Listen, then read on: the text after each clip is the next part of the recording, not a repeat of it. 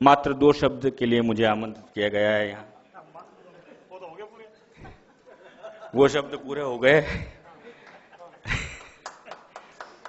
फिर भी क्षमा चाहूंगा कि उस नियम का मैं उल्लंघन कर रहा हूं। 2 शब्दों का 2 शब्द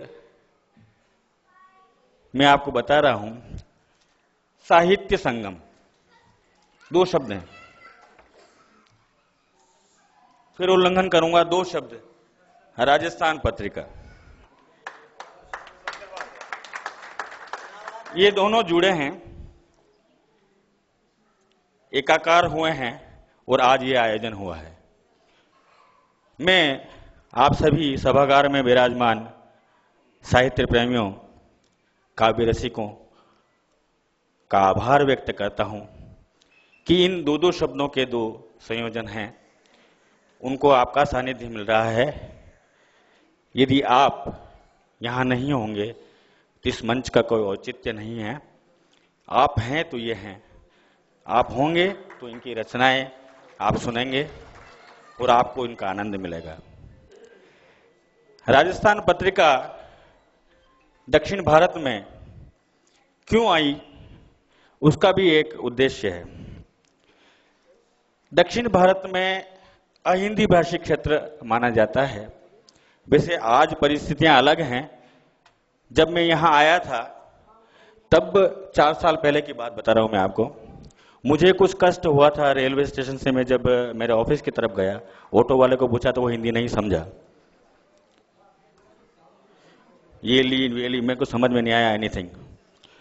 तो बड़ी मुश्किल से मैंने उसको समझाया कि मेरे को राजा जी नगर ऑफिस जाना है, राजस्थान पत्रिका। आज स्थिति यह है कि मैं कई ऑटो वालों से बात करता हूं, टैक्सी वालों से बात करता हूं तो वो हिंदी बोलते हैं, बड़ी खुशी होती है।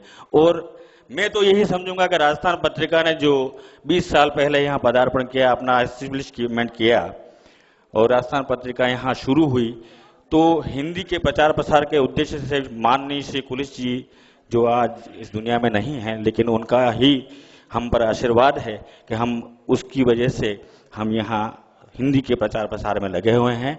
और यह जो आयोजन है वो भी हिंदी के प्रचार प्रसार का ही उद्देश्य है हमारा। यहाँ की प्रतिभाएं जो हैं वो उभरें। माननीय गुलाब जी कोठारी साहब बहुत अच्छे साहित्यकार हैं, बहुत अच्छे वेद विज्ञानी हैं। कुलिश जी भी वेद विज्ञानी थे, भारी वेद विज्ञानी थे, और गुलाब कोठारी साहब उसको आगे बढ़ा रहे हैं वेद विज्ञान को। तो उसका भी हमको यहाँ उनका लेखन जो हमको मिलता है पढ़ने में। मैं ये चाहूँगा कि आप सभी राजस्थान पत्रिका से जुड़े रहें। वैसे तो जुड़े हैं, लेकिन जो नहीं जुड़े हैं वो भी हमसे जुड़ें, हमसे चर्चा करें, मुझसे बात करें, मुझसे मिलें। ये कोई उद्देश्य नहीं कि हम उसका समाचार ही बना दें, लेकिन एक समाज से जुड़ाव हमारा होना चाहिए, ये हमारा उद्देश्य है।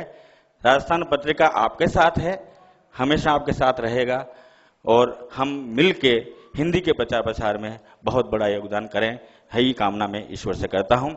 इस मंच पर विराजमान सभी सरस्वती पुत्रों, सरस्वती पुत्री भी विराजमान है तुषा जी। मैं इन सभी काव्य रचनाकारों, सर्जकों का अभिनंदन करता हूं, स्वागत करता हूं कि ये अपनी रचनाओं से आपको इतना आह्लादित कर दें कि आपको चैन की नींद आए रात को 8-10 बजे के बाद जब ये संपन्न हो, और उसमें आनंद में आप डूबे रहें कल तक। और मैं तो यही चाहूंगा कि भविष्य में याद करते रहें इन कवियों को, आप गूंजते रहें आपके दिलो दिमाग में। ये जो रचनाकार हैं कि बार बार ये है अपने शहर में यहाँ बेंगलोर आएं और बार बार आपको उन रचनाओं से उत्फुल्लित करें, आनंदित करें। धन्यवाद।